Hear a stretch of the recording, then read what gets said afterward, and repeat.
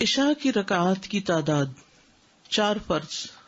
زوجہ نبی صلی اللہ علیہ وسلم عائشہ رضی اللہ تعالی عنہا سے مروی ہے، انہوں نے کہا کہ رسول اللہ صلی اللہ علیہ وسلم پر مکہ مکرمہ میں نماز کی ابتدائی فرضیت 2 رکعتوں کی صورت میں ہوئی، سوائے مغرب کے کہ اس کی 3 رکعتیں تھیں. پھر اللہ سبحانہ تعالیٰ نے حضر میں یعنی گھر پر ظہر، عصر اور عشاء کو 4 کے ساتھ پورا کر دیا. فرض کے بعد 2 رکعت.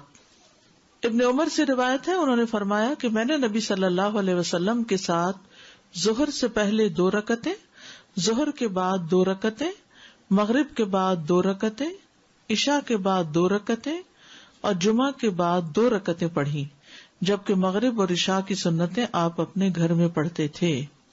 ٹھیک ہے، ظہر سے پہلے 2 رکعتیں، ظہر کے بعد 2 رکعتیں، مغرب کے بعد 2 رکعتیں، عشاء کے بعد 2 رکعتیں، جمعہ کے بعد 2 رکعتیں، جبکہ مغرب اور عشاء کی سنتیں آپ اپنے گھر میں پڑھتے تھے.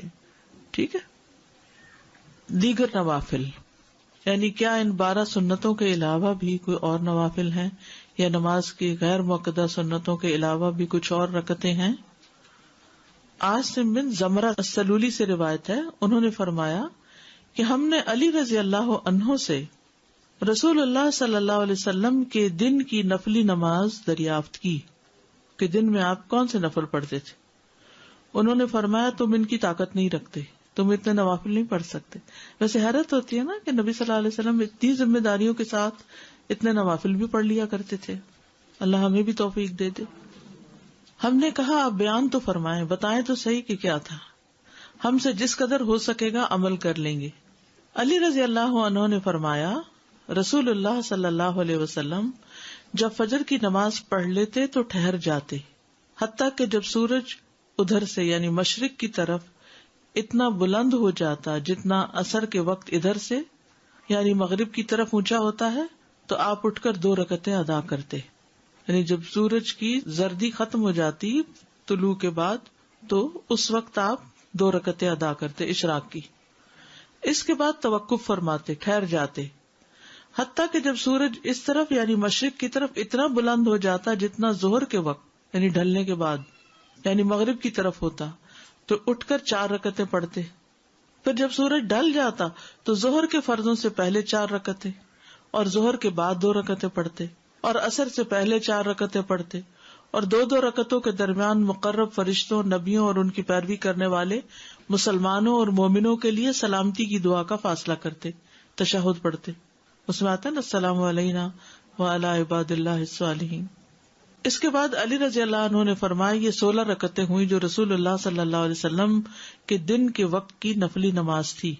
اس پر پابندی سے عمل کرنے والے لوگ بہت کم ہیں. اس میں مزید جو چاشت اور اس کے نفل ہیں نا اشراق کے وہ شامل کیے گئے. حضرت عائشہ رضی اللہ تعالی عنہا سے روایت ہے کہ انہوں نے فرمایا کہ نبی صلی اللہ علیہ وسلم جب وضو کرتے تھے تو 2 رکعت نماز ادا کرتے تھے. تو یہ کون سی نماز ہے؟ تحیۃ الوضو. پھر نماز کے لیے مسجد کی طرف نکل جاتے. ہر اذان اور اقامت کے درمیان نماز ہے، یعنی یہ بس ایک اصول یاد رکھیے، اذان اور اقامت کے بیچ میں نماز ہے. عبداللہ بن مغفل سے روایت ہے، انہوں نے کہا کہ اللہ کے نبی نے 3 بار فرمایا ہر 2 اذانوں کے درمیان نماز ہے. تیسری بار فرمایا جو کوئی چاہے پڑھ لے، یعنی مؤکدہ نہیں ہے. ٹھیک ہے. عبداللہ بن زبیر رضی اللہ عنہ سے مرفوع مروی ہے کہ نہیں ہے کوئی فرض نماز مگر اس سے پہلے کم از کم 2 رکعت نفلی نماز ہے. علی رضی اللہ عنہ سے روایت ہے، انہوں نے فرمایا کہ نبی صلی اللہ علیہ وسلم اقامت کے وقت 2 رکعت نماز پڑھتے تھے. مغرب اور عشاء کے درمیان نوافل ادا کرنا، مغرب اور عشاء کے درمیان.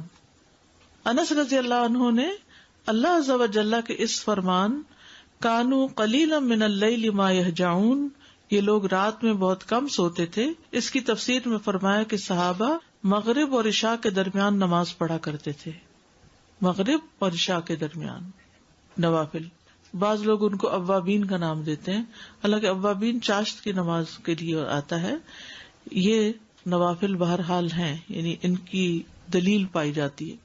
اور یحییٰ کی روایت میں یہ اضافہ ہے کہ آیت کریمہ تتجافا جنوبہم سے بھی یہی مراد ہے، یعنی مغرب اور عشاء کے بیچ میں سوتے نہیں تھے، آرام نہیں کرتے تھے، بلکہ نوافل پڑھا کرتے تھے.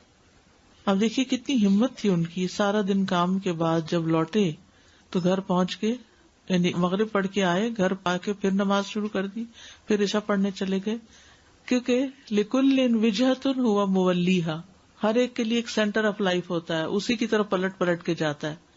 تو صحابہ سب سے بڑھ کر عبادت گزار لوگ تھے، اسی لیے آتا ہے نا قرآن مجید میں تراہم رکعا سجدا یبتغون فضلا من اللہ ورضوانا سیماہم فی وجوہہم من اثر السجود.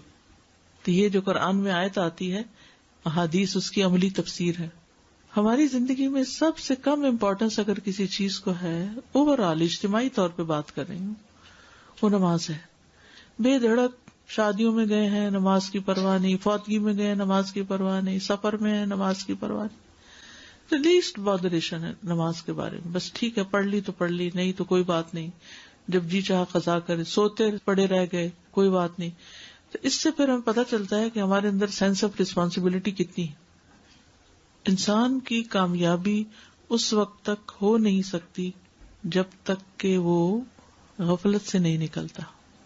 فویل للمصلین الذین هم عن صلاتهم ساہون، اور خصوصاً نماز کے بارے میں غفلت جب تک نہیں چھوڑتے. اور ایک حقیقت ہے کہ جو نماز کے بارے میں فکر مند ہوتا ہے نا، وہ اپنے باقی فرائض کے بارے میں بھی فکر مند ہوتا ہے، کیونکہ یہ فکر مندی اس کی عادت بن جاتی ہے کہ مجھے اپنی ذمہ داریاں پوری کرنی ہے، اپنی رسپانسبلٹیز نبھانی ہے. اللہ سبحانہ وتعالیٰ نے ہم پر کوئی ایسی چیز لازم نہیں کی کہ جو ہمارے بس میں نہ ہو. لا یکلف اللہ نفسا الا وسعہا.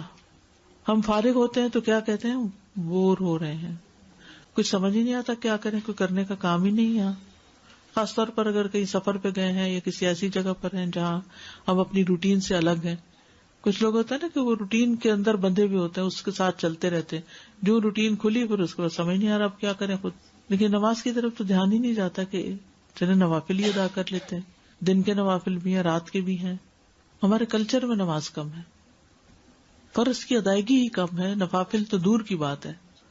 وہ اسلام ہماری زندگیوں میں داخل نہیں ہوئے نا، ادخلوا فی السلم کافہ والی بات نہیں ہے. استاد جو آپ نے کہا مغرب اور عشاء کے درمیان صحابہ جو نوافل پڑھتے تھے تو ان کی کوئی خاص تعداد ہے یا تعداد نہیں بتائی گئی. عام طور پہ لوگ 6 پڑھتے ہیں.